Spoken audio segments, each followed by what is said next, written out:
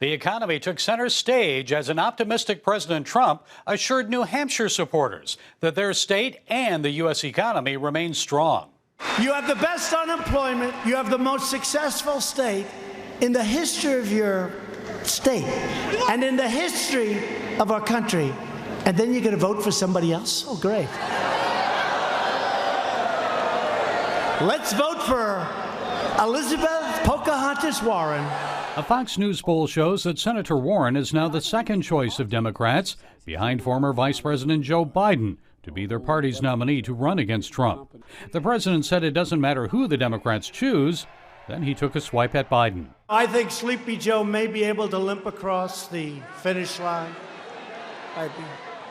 But today they announced that they're going to cut way back on his appearances because he is such a disaster. The Hill reported Biden's allies have floated the idea of changing his schedule because he made so many gaffes in recent days.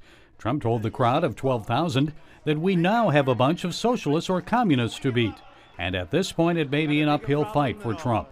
The same Fox News poll shows left-wing Democrats Elizabeth Warren, Bernie Sanders, and Kamala Harris defeating the president.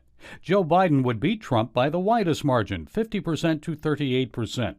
Regardless of early polls, the president says voters have to vote for him to protect the strong economy, even if voters don't personally like him. But you have no choice but to vote for me because your 401ks, down the tubes, everything's going to be down the tubes. So whether you love me or hate me, you got to vote for me. The president discussed a wide range of issues, including China trade and gun control. In his first rally since the Dayton and El Paso shootings, the president said mentally deranged and dangerous people need to be institutionalized and taken off the streets. He said he's working hard to make sure guns are kept out of the hands of the mentally ill. But people have to remember, however, that there is a mental illness problem that has to be dealt with.